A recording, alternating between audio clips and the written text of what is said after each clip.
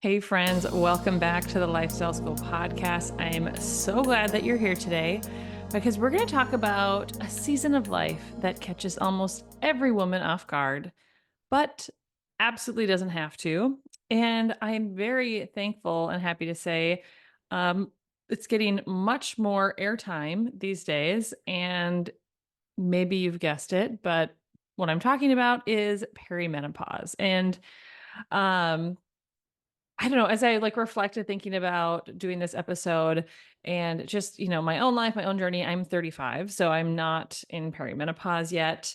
But, I am currently very pregnant and just thinking about all of the stages that women go through in life. And if you're a man listening to this, I want to say you are welcome to join this conversation because I think it's actually really important because I think it helps you understand what women go through in our lives, right? You start menstruating as a teenager, and that's this whole thing to kind of get used to. And then you enter your years of procreation where you're going through a pregnancy, which is a 10-month process, right? Which is so long. I feel like it's never ending. Other women's pregnancies go faster for me than my own, which I think is kind of common. But I always chuckle about because I feel like my pregnancies last an eternity. And then, you go through that postpartum period. We talked about postnatal depletion. You're working to replete your nutrients to gain your muscle and your strength back to get back in shape so you feel like yourself, just to probably, get pregnant again within a couple of months of being like, I hit my goal, right? Now I'm ready to do it all over again. So we go through that for a season, and then our 40s hit and things start to change. And we go through this phase called perimenopause that happens until we've gone a year without our menstrual cycle. And then we are in menopause, right? And so it's being a woman is kind of wild. And so that's why I was like, I feel like we got to do an episode on perimenopause because I have a lot of thoughts and I'm not an expert in perimenopause hormones and hormone replacement therapy.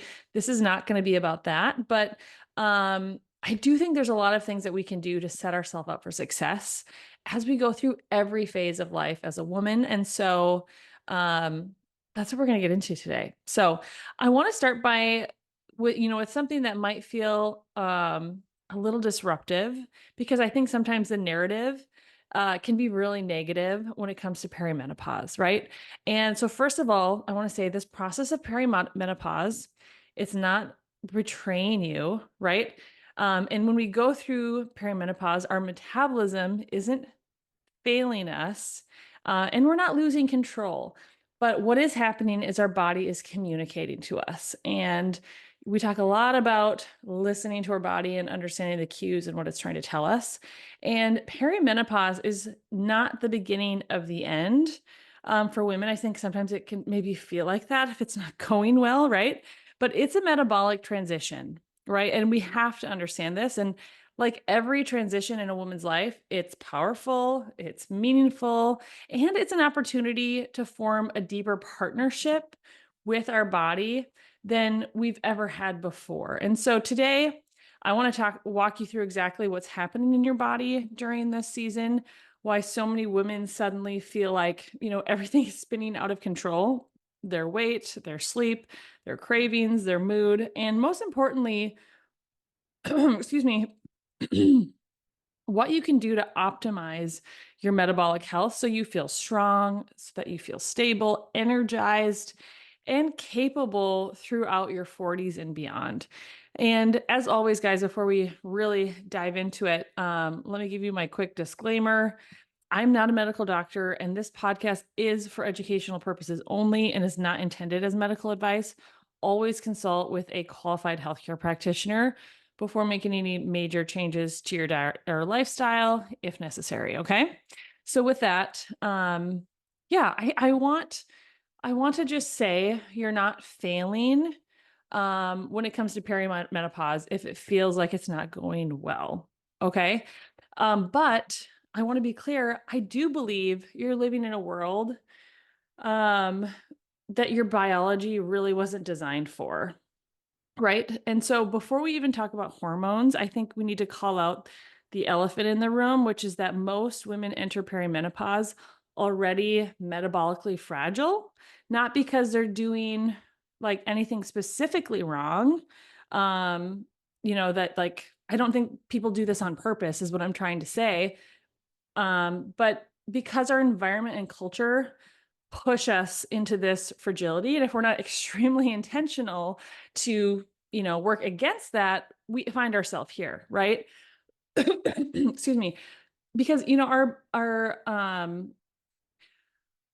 body was designed for a world where we move often, where we slept really deeply, where our stress was like episodic, not chronic, where our food was nutrient dense and simple, where we had a community around us that really supported us and lifted us up, and where our nervous system had like these natural rhythms, right? Like that's what our body was designed for.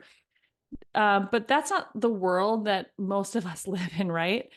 Today, most women, when they hit their 40s, were chronically stressed, we're sleep deprived, we're overstimulated, we don't have enough muscle, we're inflamed, likely metabolically unstable. Only about like 12% of the US population has like a healthy, like are healthy metabolically, right? We're disconnected from our bodies and we're carrying the weight of everyone else's needs. And then perimenopause hits and everything cracks open, right? So imagine this, just like picture this. You're already running on empty from years of pushing yourself, right? Through your 20s, through your 30s, you're working full time, you have kids, your parents are aging, you're have household responsibilities, you're sleeping roughly 6 hours a night, you drink coffee to wake up in the morning and then wine to wind down at night. You maybe barely eat breakfast. If you do, it's a couple bites of your kids' waffles.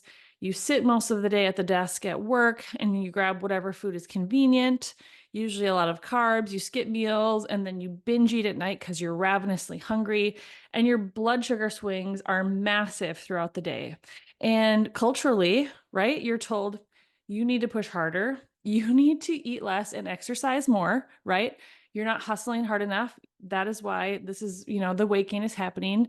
Also, while you're at it, don't age. You're 40 now, but you need to look like you're 20, and keep it all together without like like acting crazy or showing like you're stressed or under strain, right? This is the perfect storm that makes perimenopause feel like it's ruining your life. And truly, like that sounds like an absolutely awful life to be living, truly.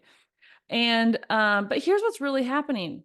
Perimenopause doesn't create the cracks in our lifestyle, it reveals them. Okay. It exposes the places where your metabolism has been compensating for years and sometimes decades. And your symptoms aren't failures, they're just feedback. They're feedback of what your body is actually going through. And, perimenopause is the 5 to 10 year transition before menopause, where your ovaries begin to sending irregular messages, but the transition isn't linear. It can be quite chaotic. Okay. And that chaos is exactly why I think some women feel really blindsided by it. And so here's a hypothetical story. Through the course of this podcast, I'm going to try to give you some hypothetical scenarios just to kind of connect you with what I'm trying to say here. So let's say your name is Sarah and you're 42 and you've always had normal cycles. You've always been able to lose weight when you wanted to. Happy for you. That's not me, but Sarah has always been able to lose weight when she wanted to. And she's always been able to count on her mood and energy to be pretty stable. But then suddenly, one month, her period is early, and then the next month it's late, and then the next month it's heavy, and then it's light the next time, and then she like skips one altogether. She finds herself crying over nothing. She snaps at her kids and feels super guilty about it. She wakes up randomly drenched in sweat in the middle of the night, and she gains 12 pounds without changing a thing about her diet or exercise routine, right? And she feels like she's absolutely losing it. And this unpredictability is not in her head. Biologically, here's what's happening to our fictional character, Sarah. Her estrogen isn't slowly declining. It's actually spiking high and then dropping low. It's like this estrogen roller coaster going up and down. And then progesterone is falling earlier and faster. And it's what it's doing is it's removing that calming buffer that helps you just like stay chill. And hormones during this period fluctuate day to day, not just month to month. And these fluctuations directly affect things like your blood sugar, your cravings, your appetite, your mood, your energy, your sleep, your fat storage, and your anxiety. Right. So if you feel like up one day and then down the next, that's exactly what your hormone patterns are doing too, likely. Your body isn't malfunctioning, it's transitioning. And um, hopefully, we can help you transition a little bit better so it doesn't feel quite so chaotic.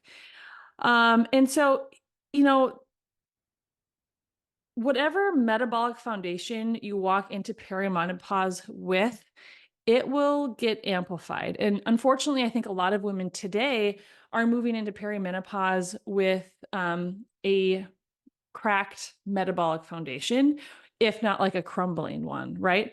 So here's why some women seem to suffer tremendously and others transition more slowly. And I have found this.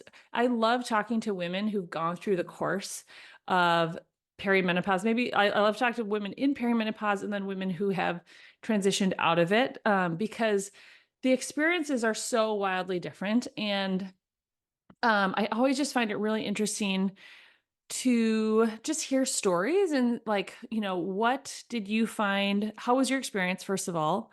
Um, like what were the things that you found triggered more issues, right? And how did you manage as you went through it? Did you just suffer through? Did you do things? I love hearing these stories. And so um I want to talk a little bit about why I think some women suffer, I think, more than not. And, this isn't like nothing with health is going to be a one size fits all. Okay. I want to be clear about that. Perimenopause, though, doesn't cause your metabolic issue. What it truly does is magnifies them. So if you're metabolically dysfunctional going into perimenopause, that those issues are going to be magnified. So think of your body kind of like a boat. If your boat was already taking on water, even just a little bit, perimenopause is a storm that makes the leaks impossible to ignore. Okay. So, hypothetically, like let's think of someone who is spent years running like full speed, like life is a sprint for this person, right? This gal. She's skipping meals, she's overeating at night, she's surviving on caffeine, working 50 hours a week, not lifting weights, always, kind of putting her needs last. In her 30s, she could get away with it. Her metabolism kind of compensated, her hormones patched the holes on her leaky boat, and her body essentially absorbed the punishment, right? But then she hit 40 and suddenly she's gaining weight out of nowhere, seemingly nowhere, right? Worsening PMS symptoms, anxiety spikes up the wazoo. She's waking up at 2 a.m. in the morning, can't fall back asleep for like an hour. She's having sugar cravings that she feels like she just can't control. And her cycles have become unpredictable. And she has found that she's like dealing with all sorts of brain fog and fatigue. She's tired all the time. And, this isn't all perimenopause's fault. Okay. It simply removed the metabolic scaffolding that had been holding everything together. And that's why change is absolutely possible, because the problem isn't like you, right? The problem is the environment that you've been in and that you've been creating for yourself and the strategies that no longer match your physiology, right? We just can't get away with the things that we could in our 20s and 30s when this transition of perimenopause starts. So we should really start thinking of perimenopause as like a beautiful time of transition and intention. Like what a cool opportunity to reconnect with self and to learn about ourselves, right? Um, so let's dig a little deeper into the metabolic changes that happen during perimenopause. And I'm going to go try to anchor each one of these in like real life examples. So hopefully you can see yourself inside of them and maybe connect some dots. So the first one is insulin resistance increases in perimenopause. Okay. This is a natural part of aging, but perimenopause really accelerates it. And, estrogen actually normally helps your cells respond to insulin. And when estrogen fluctuates wildly, like it does in perimenopause, insulin sensitivity becomes unpredictable. And this means more blood sugar swings, more cravings, and more fatigue. So, let's say, for example, you eat a perfectly normal lunch, something that you've been eating for lunch for years, and suddenly you're exhausted afterward, and you're like, oh, I need like that 2 p.m. caffeine bump. And then you're ravenous at 4 p.m. And then like after dinner, you're also craving sugar. Um, this is a perfect example of like perimenopause shifting your hormones, because nothing changed with your diet, but your hormones changed your body's response to your diet. Okay, so what that means is you might have to change the way that you ate if insulin resistance is becoming more of an issue. You might have to change and be more mindful about the things that you're eating because your body isn't responding to some things the same way. Next up is our cortisol reactivity. Excuse me. So, progesterone is calming to the nervous system. It helps ease anxiety, it supports our sleep. And when progesterone drops, cortisol spikes can feel much bigger and they can feel more overwhelming and more frequent. So, something that like maybe a small stressor, like your kid spilling something or a frustrating email suddenly, goes from being like this small stressor to feeling like, oh my goodness, like this is like too much and your world is collapsing and you don't recognize your emotional reactions anymore. That's because of what your progesterone is doing. Okay. Number three is your mitochondrial efficiency. So your mitochondria is like little batteries in your cells that create energy. They actually decline. So your mitochondria, these little engines in your cells, become less efficient as we age. And this is going to contribute to lower energy, slower recovery, and more inflammation if we're not super intentional about it. And I want to be clear, all these things I'm listing off, they change, but we have a lot of control over how much they change. Okay. So I'm just these are just shifts that happen.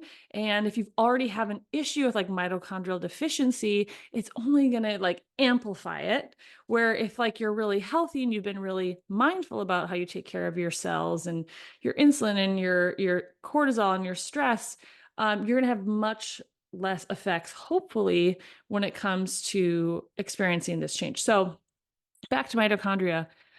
So this contributes to lower energy, slower recovery, and unfortunately more inflammation. So an example of what this could look like is that you wake up tired even after sleeping for 8 hours. You feel drained after a short workout. You need a longer recovery period, and you describe yourself as always exhausted. This could be a connection to the change in your mitochondria. Number four is muscle loss acceleration.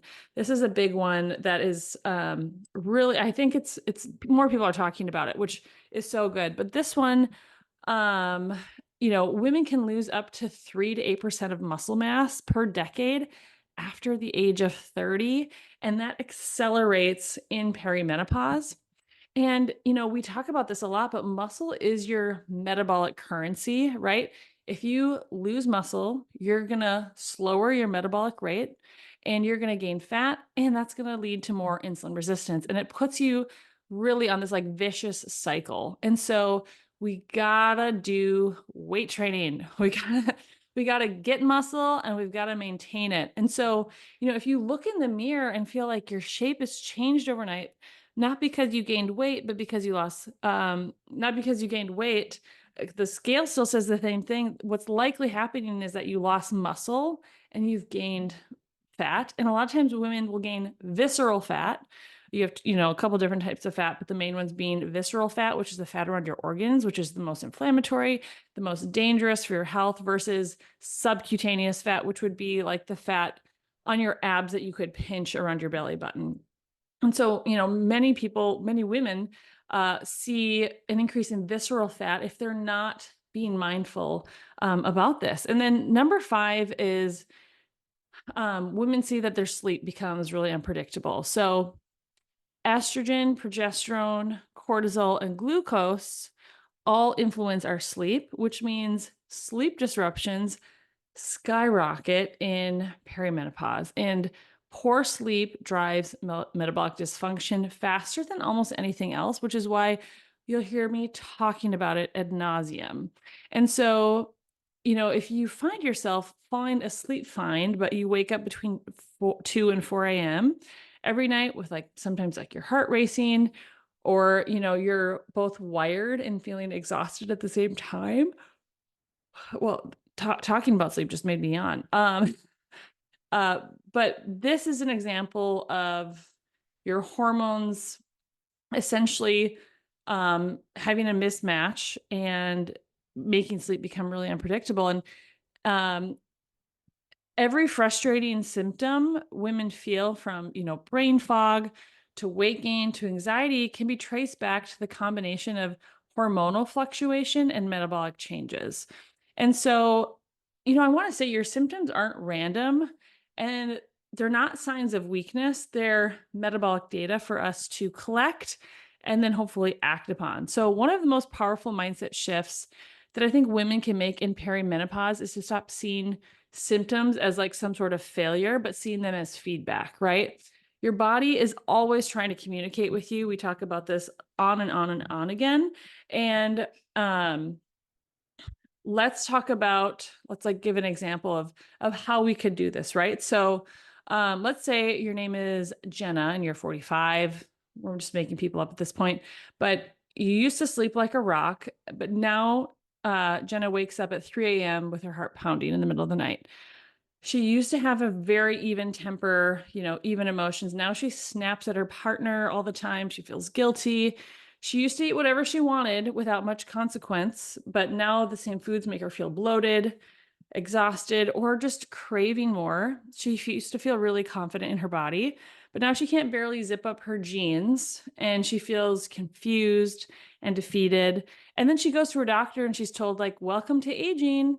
It's hormones, it's normal, but nothing about this process feels normal to her. So, what is actually happening here? Okay. So, the weight gain around the waist is likely insulin resistance and cortisol elevation happening. Your body is shifting where it stores fats because it's shifting how it processes fuel based on your hormones, right? That afternoon crash she feels is unstable glucose and mitochondrial exhaustion, likely. And, she might think it's a willpower thing, but it's truly not. It's her physiology changing. And that increased anxiety is likely due to low progesterone and glucose swings. And um, that's because your calming hormone, progesterone, is declining. And then the sugar cravings, the blood sugar cravings that she's experienced is likely due to blood sugar swings and blood sugar volatility and poor sleep, because glucose becomes harder to regulate and cravings start to feel much, much bigger. And then the hot flashes are due to glucose and glucose spikes and cortisol surges. And most women don't realize hot flashes can be triggered by their food choices. The night sweats are from blood sugar drops overnight and then a cortisol rebound. Your body wakes up your body wakes you up because it thinks you're in danger, right? And then the brain fog is from inflammation and sleep instability, because estrogen used to support cognition and now your brain is recalibrating. And then the mood volatility is connected to hormone fluctuations plus your nervous system becoming more sensitive, right? And you're not crazy, you're just physiologically maybe a little overloaded, right? And I want to be clear because I think it can feel like these symptoms are a punishment, but really what they are is your body's just saying, hey, something needs your attention, like something needs support, something needs to change, something needs to shift. And this is where metabolic optimization becomes a lifeline for women in perimenopause, okay? Because truly, blood sugar is the lever that really stabilizes everything else in our body. Like the food that we eat is the fuel and the building blocks to most everything in our health, right? And the foods we choose to eat affect our hormones, and our hormones dictate, a lot of what happens, the majority of what happens throughout the course of our body. So, if there's one thing that changes the game in perimenopause, it's blood sugar control. I would say that's the first place to start. And this season, um, makes your glucose respond bigger, louder, and more sensitive. Your your perimenopause blood sugar is just going to be a little bit more wily, and going to need some more attention. And I like to think of it as this: is like your blood sugar becomes a toddler, right? Easily overstimulated, easily overwhelmed, and in the need of some predictable rhythms, right? So let's make up another fictional character and give an example of this. So let's say that you were someone who used to skip breakfast and feel totally fine. You'd grab a latte, a vanilla latte at 10 a.m. and eat a quick lunch at your desk, and then snack all afternoon, and then, have no issues. And this worked in your 20s and 30s. But now you're waking up exhausted, you feel shaky mid-morning, have a hard time concentrating, you find yourself overeating at dinner because you're ravenously hungry, crazy sugar cravings after the kids go to bed, and then you're up, in the middle of the night at 3 a.m. And you think it's like, oh, like what is wrong with my willpower? But that's not the problem. The problem is that she has unstable glucose. Okay. So here's what's actually going to help someone who's experiencing these types of symptoms. We got to start our day with a protein forward first meal to stabilize our entire hormonal system for the rest of the day. 20 to 30 grams minimum. And, there are seasons to fast and there's seasons not to fast. And I want to be really clear with that because, I am a pro fasting coach for women and men, and I think it's an amazing tool to be utilized. But there are seasons to fast and there's seasons not to fast. And this is a conversation I have with all my clients that I work with one-on-one because, not every tool is appropriate for every season. And so this is a person by person deal. But starting your day, whether that's right away in the morning or 11 a.m. with 20 to 30 to 40 to 50 grams of protein, depending on what you need, is essential. Okay. And then doing things like walking after meals. Okay. You don't have to go walk for an hour. You just need to go walk for 10 minutes. I will tell you, I've worn a continuous glucose monitor now for a good minute. And none of the other glucose hacks work as efficiently to bring down your blood sugar. It's just like walking for 10 minutes. And so I think everyone should walk for 10 minutes after meals at all times, because it works. And I've just seen it over and over and over again. Um, and also, this tool of just walking for 10 minutes after a meal can lower your post-meal glucose by 20 to 40%, which means fewer blood sugar crashes, fewer cravings, better sleep, and more emotional stability. And who doesn't want all of those things, right? We got to use fasting strategically in this season. Maybe this looks like you're doing like a 12 or 14-hour fast, maybe 16-hour fast, occasionally, depending on how your stress level is, how you're feeling, or, doing those longer fasts, like 24 hours or more, only if you feel like your stress and your sleep are dialed in. For a lot of people, that would be a really good start, right? Aggressive fasting on a stressed body can fuel cortisol in an unhealthy way. So you got to be mindful, you got to be smart about it. Again, not all tools are meant to be used in every season. Sorry, guys, I'm still coughing. If you haven't figured it out yet, I do, I do record podcasts in batches. And so I haven't had a cough, I promise, for like 2 months. I feel like that'd be really concerning.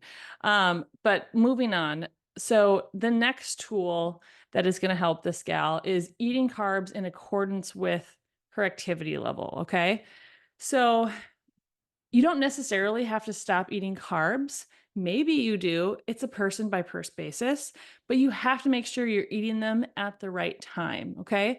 So if like you're lifting weights, if you're going for a long walk, your body can handle carbs much, much better, right? Because you're getting that movement. Where if you're sedentary and overwhelmed and stressed, carbs may like mentally hit good, but they're going to hit your blood sugar differently in a very negative way, right? And that's going to cause you to be on the blood sugar roller coaster. So you have to eat your carbs in accordance to your activity level, your stress level, and your goals, right?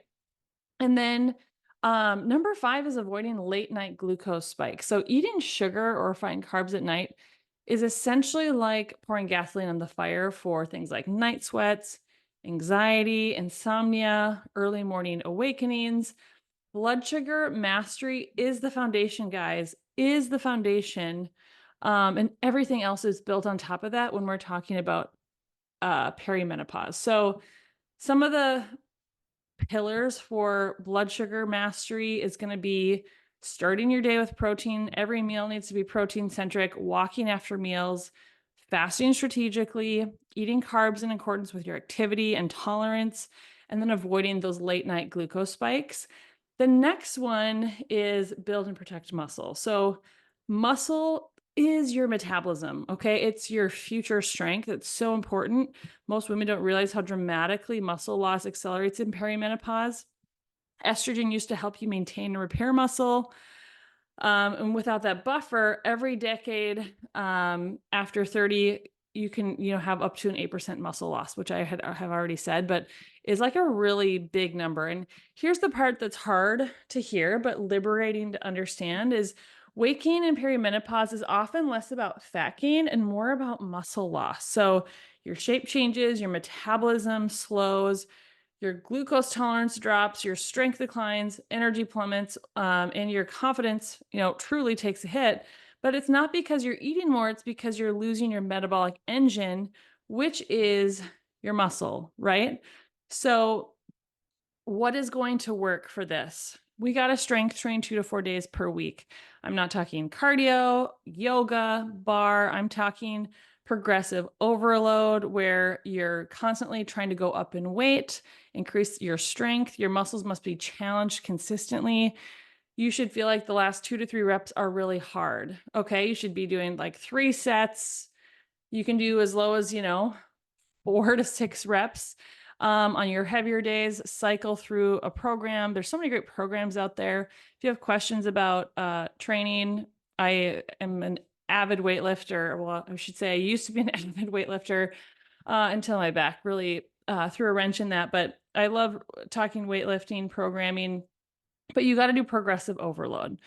Next up is you have to prioritize protein. So not only for your blood sugar stabilization, but for your muscles. Okay. So aiming for that like 20 to 30 grams at a meal. I would say at minimum, women should be eating like 65 grams of protein per day, but some women are going to need a lot more than that.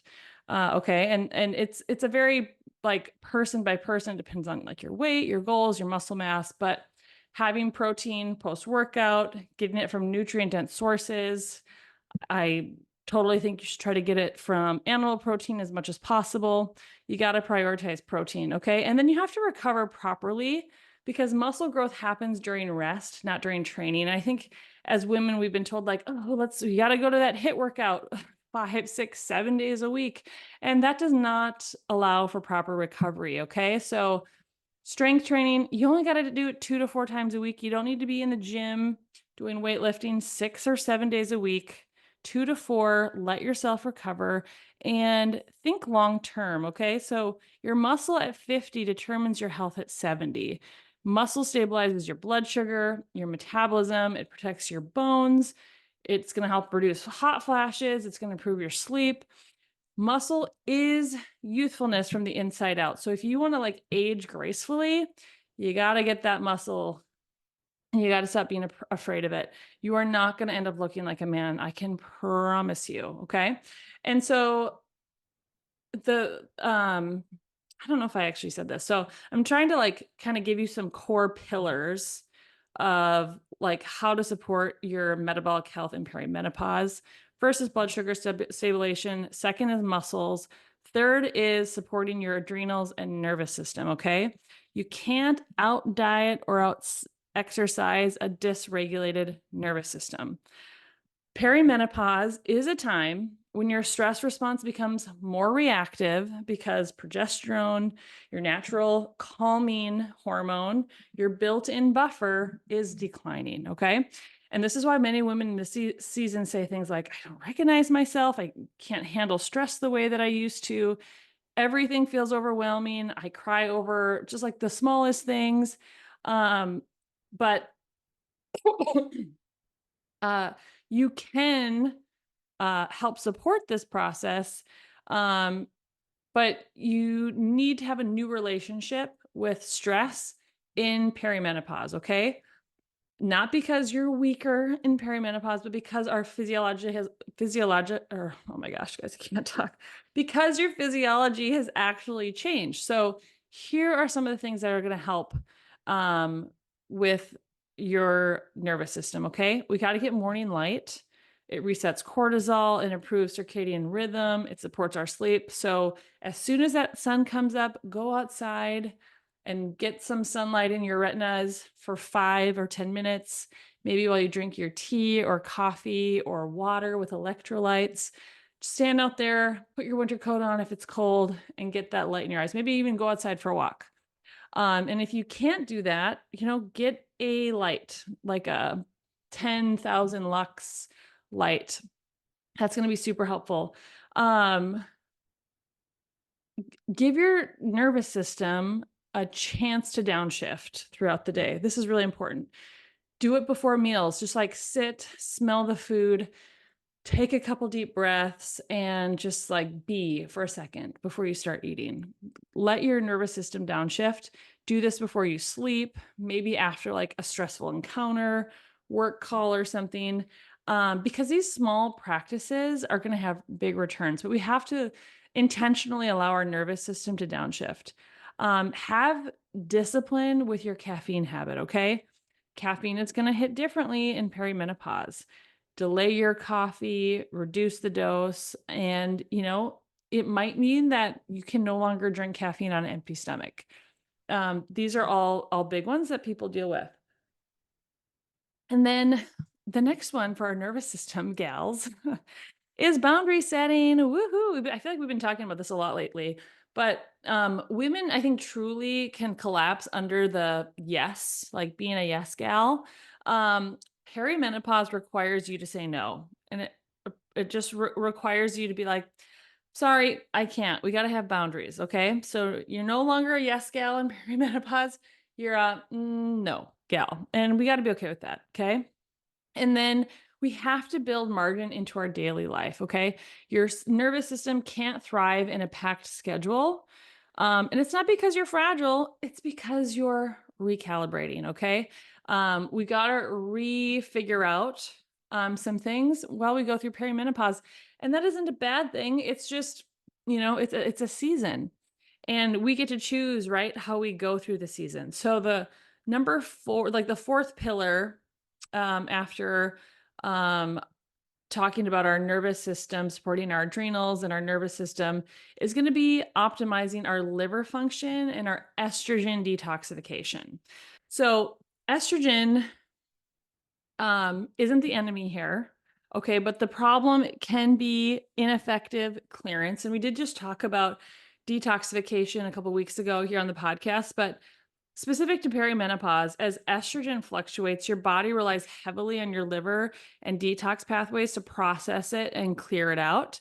But, as we have said, modern life overwhelms these pathways, okay? Things like high stress, alcohol, too much sugar, inflammation, environmental toxins, poor sleep, low fiber, too little protein, not getting enough movement, all of these things impair estrogen metabolism. Okay. So we want to do things to support our estrogen detoxification. So I'm going to give you some things to do that. Let's see here. I have seven things written down. So number one, talking is hard, guys. Cruciferous vegetables. So like think broccoli, cauliflower, Brussels sprouts, cabbage. These foods are naturally going to support phase 1 and phase 2 of our detoxification pathways, which we talked about back in that episode about detoxing like 2 or 3 weeks ago. So eating foods that support them are going to be those vegetables. Also, fiber is really helpful with estrogen detoxification. Not everyone tolerates fiber super well. So it is a bit of a case by case basis, but fiber binds estrogen in the gut and helps eliminate it. So that can be a really good tool if you feel like you're having a lot of symptoms related to estrogen dominance. And then again, for all these pillars, we got to get adequate protein. Your liver uses amino acids to help process hormones. So you need protein to help with detoxification. You can't detox without protein. Okay. Hydration is also a huge one with electrolytes. Your detox pathways require water to move estrogen metabolites out of your system. And gals, you got to reduce the alcohol, okay? Alcohol and hot flashes go hand in hand, and alcohol directly impairs estrogen clearance, okay? And it's really hard on the liver. So just, you know, you might be, if you're someone who enjoys an alcoholic beverage occasionally or frequently, perimenopause might be a time to reevaluate your relationship with alcohol and just say, it's not the season. This is not something that's loving me back. Although I don't know, honestly, if I can say as a nutrition coach that alcohol ever really loves you back. So, but that's a conversation for another day. And then next up is reducing endocrine disruptors, that are in our environment. So avoiding plastics, fragrances, switching out your cleaning supplies for a cleaner thing, looking at your beauty products, making these small swaps. You don't have to like do a huge overhaul, but small swaps do add up over time. And then lastly is daily movement. Movement stimulates our lymphatic flow, which is a part of our detoxification system, which also carries weight out. And so, your liver is trying to work for you, but we just got to give it the tools and the environment that it needs to clear these things out efficiently and properly so that we can feel our best. And then the next pillar, number 5, is recalibrating our fasting and our carbs for the season that we're in, right? Fasting and carbs still work. They just need to work with our hormones now and what we're currently experiencing. Okay. So this can be one of the most confusing parts, I think, of perimenopause for women is that everything that used to work suddenly stops working. Okay. You used to be able to skip meals without feeling shaky, eat pasta without getting bloated. Maybe you could eat dessert without, getting hot flashes or drink wine and sleep fine. But now your body reacts differently to like everything. Okay. And that doesn't mean that something is wrong with you. It just means your body needs a different strategy. Okay. And here's some things that we can do to recalibrate for the season of perimenopause. Okay. Some women are going to do better with short, consistent fasts versus long, aggressive fasts. Again, this is like a woman to woman thing, and it's really dependent. And so I'm not going to give a blanket statement to say one size fits all approach. That's just not real life, right? Every woman's situation is unique to her. Maybe 12 to 14 hours is the sweet spot for most women. But between meals, she's not snacking, right? To help stabilize blood sugar and insulin without spiking cortisol. Maybe longer fasts become occasional versus habitual, maybe once every week or two versus every week. When sleep is good and stress is low, we got to feel it out. Maybe carb timing becomes more important than the amount. Carbs are just generally speaking tolerated best earlier in the day after strength training or after long walks, or I should say maybe before long walks, or on days with lower stress, okay? Carbs are tolerated worst if we eat them late at night. On high stress days, which I feel like most of us are more likely to eat more carbs on high stress days, right? Because it's a coping mechanism. Tolerated worse after poor sleep, and if we have low muscle mass. So the less muscles you have, the less carbs you can eat. Think about that one. And then, the next is carb cycling to help support sleep. Some women need a small amount of slow carbs at dinner to reduce nighttime cortisol spikes. This is something that you can play with. I would say, generally speaking, most people do better with no carbs at night, but there is a small subset of people who do benefit from having a little bit of carbs at dinner, not right before bed by themselves, but with dinner to help with nighttime cortisol spikes. So, we want fasting to support the body, not stress the body. And if fasting leaves you feeling really like wired and anxious and irritable, achy, unable to sleep, or headachy, it might be time to reevaluate. This is like where I think working with a coach can be super helpful, because there's things that could be contributing to this that aren't necessarily perimenopause related. Maybe you're just not hydrating enough, right, while you try to do these fasts. So, but long story short, we want to support our body in this season of life, right? And fasting should feel supportive. It shouldn't feel punishing. And, your hormones are asking for gentleness and strategy, not necessarily intensity in this season. And I think for some women, that's like a really hard pill to swallow because we can just be really intense people. Okay. And then core pillar number 6 is our sleep, right? As a metabolic lever. You shouldn't at all be surprised that I'm saying this, but think of sleep as the queen maker, okay? Nothing stabilizes perimenopause like real rest. Although, I feel like sleep becomes the battleground for perimenopause because even women who slept like really beautifully their whole lives suddenly say like, I fall asleep fine, but I can't stay asleep, or I'm awake from 2 to 4 every night and I like can't get my mind to shut off, or I wake up sweaty. And I feel exhausted no matter what. And the reasons why sleep falls apart for many different women, excuse me, is because estrogen affects our serotonin. Progesterone, progesterone affects GABA, and cortisol becomes dysregulated, and blood sugar becomes unstable. And then what happens is the stress load overwhelms the nervous system.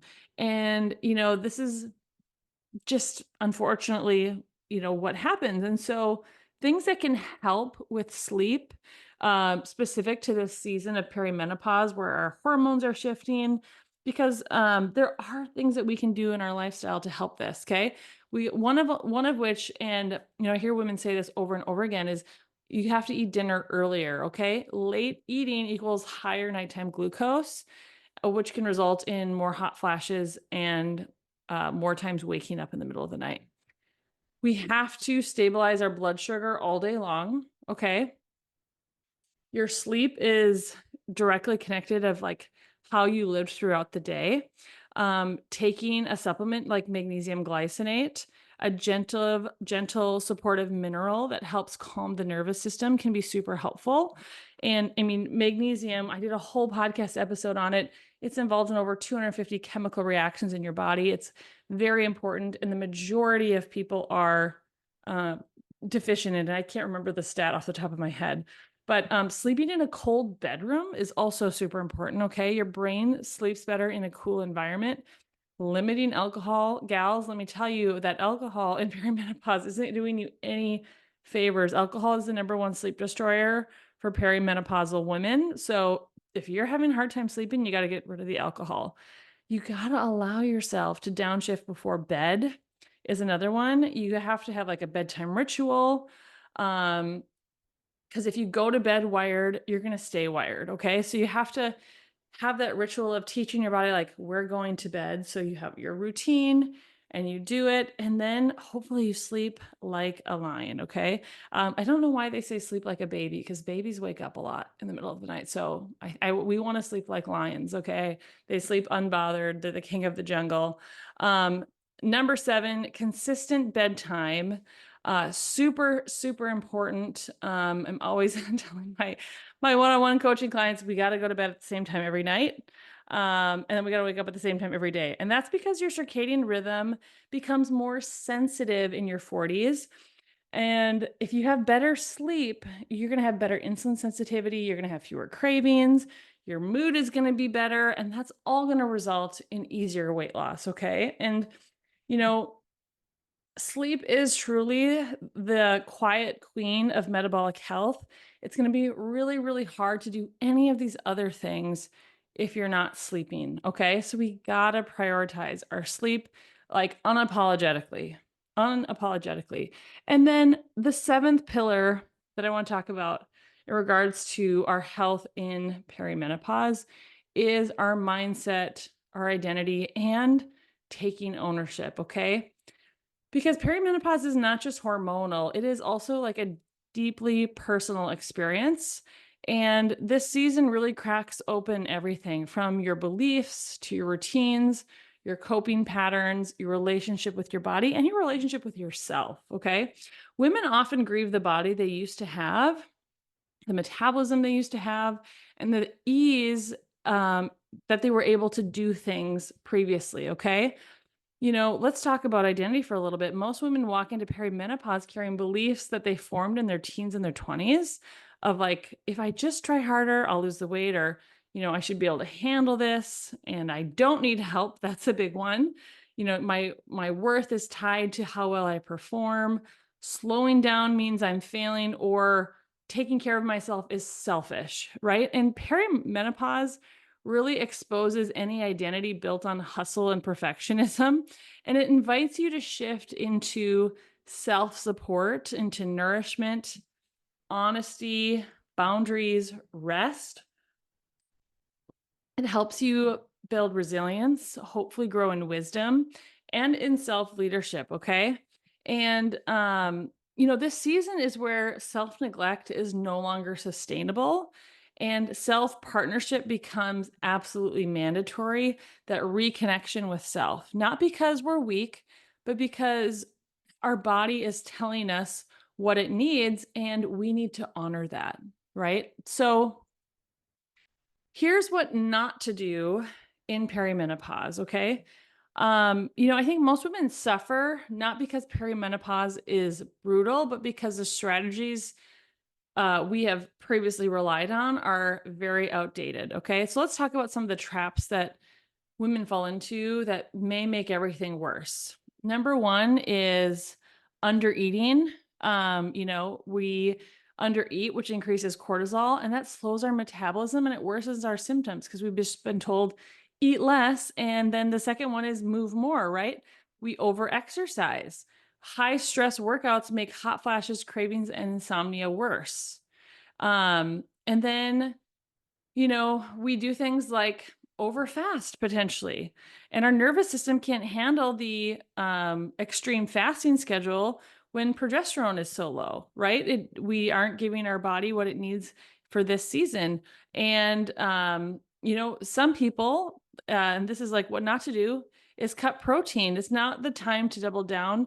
Now is actually the time to double down on protein and increase it because, like we talked about in all those pillars, protein is like essential for the majority of them, right?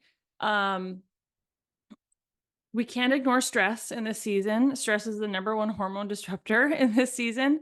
And then not assuming that it's just aging, because your symptoms are not inevitable, they're very treatable.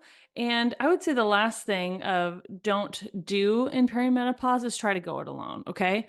Women thrive with support and structure, and this isn't the time to tough it out. Like, find your community, find your support system, and it's going to make all the difference. So, sorry if some of this is a little bit repetitive, but I just want to give you some simple starting points real quick, because doing these small things consistently will change everything. I'm just going to give you 5 to wrap it up and kind of put a bow on it. Okay. So we have to add protein to our first meal of the day. Okay. It's going to set the tone for our day. We got to walk after meals. We got to strength train at least 2 times a week, if not 3 to 4. We have to choose one daily nervous system regulation habit, something like breathing, journaling, meditation, getting that morning sunlight. Because this is what tells your body that you're safe. Okay. And then number 5 is getting that sleep routine dialed in, have a bedtime routine, go to bed at the same time, wake up in the morning. That predictability helps. And small inches open big doors. And my children just walked into the room while I'm recording this. Hey guys, can you go out for a second? So anyway, in closing, this is just the reality of being a mom and doing a podcast, but perimenopause is not a punishment. And I think we have to stop looking at it like that, because when we look at it like that, it's going to change our mindset. And we're just like naturally going to have dread when thinking about it. It's not a decline. It's absolutely not the end of our health or energy, our confidence, or our identity. It is truly a transition. And transitions, I want you to see them are invitations, right? Your body is inviting you into a new level of partnership, a new level of metabolic intelligence, a new level of strength. And your next decade can be your strongest one yet. I truly believe that. Physically, emotionally, and metabolically, you just need the right tools, the right strategy, and the right support systems to make it possible. And so if you want help putting all of this into practice, that's exactly what we do inside of Lifestyle School, as well as in my 8-week personalized coaching program that I do, working one-on-one with people. We teach women how to stabilize blood sugar, to build muscle, to support their hormones, and create a lifestyle that actually works with their body rather than against it. Okay. And so I want you to know that you're not alone in this season. You're capable. You are resilient. You can do hard things, and your body is absolutely on your side. Okay. And so with that, guys, I want to just say thank you so much for being here. Thank you for listening to this podcast. If you haven't already, subscribe to this show, leave a review, leave a comment on this episode, share it with a friend. It would make my day. Send me a note on Instagram or Facebook about what you enjoyed about the show. I love hearing from you guys. And with that, guys, I hope you had a great Christmas, and we'll see you the next time on the Lifestyle School podcast.